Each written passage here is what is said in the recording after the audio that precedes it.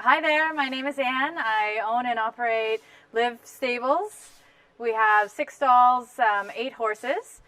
We first thought about an optimizer after this past winter when we were feeding and noticing about half of the hay that we would throw would be waste of just getting wet or being stepped on or urinated on. So hay is really expensive these days, so I needed to find a solution, and hay bags are not an option in a big paddock like that.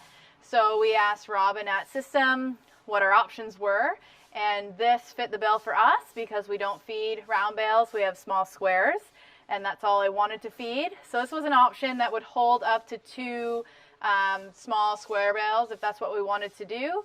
We use it, we throw only what we need, so if we have 2 horses out here, then we just give them however many flakes we want, not 2 full bales. It's great. We noticed right away there was no waste. The horses become accustomed to it quite quick. It's a super sturdy net. We haven't had any issues with that, and they can rip and pull on it, and it doesn't move. We have some drafts that are endlessly hungry, and they're able to get what they need all day without a struggle.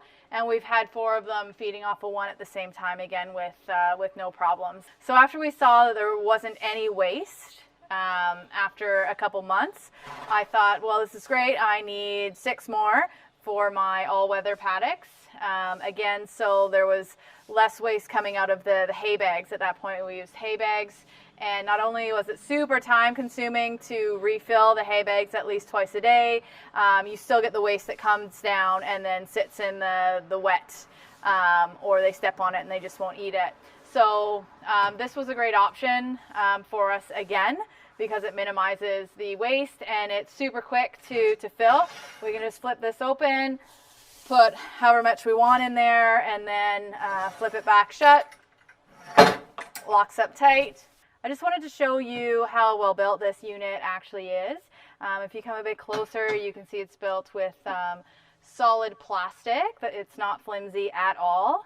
If you try to budge it, it will eventually move, but not easily in the least bit. Here we've got a nice clip, and then the sliding rails. So even though I've got drafts ripping on it upwards, it still slides quite nicely.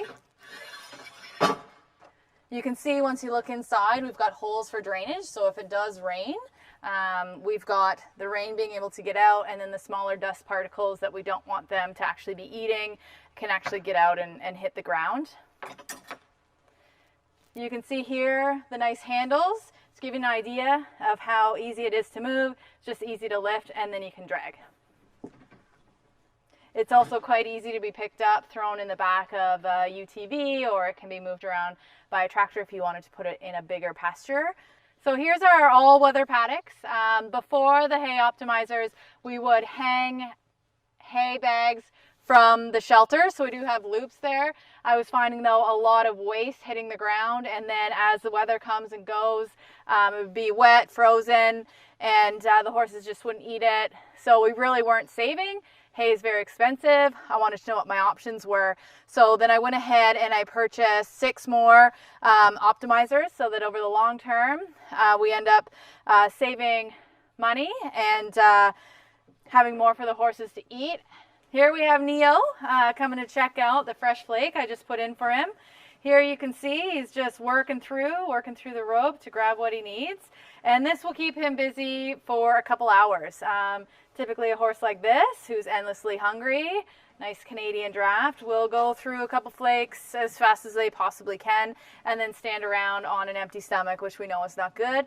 So typically a couple flakes will keep them busy with this net in this feeder for 3 to 4 hours. So less time with an empty stomach and more time with a happy horse.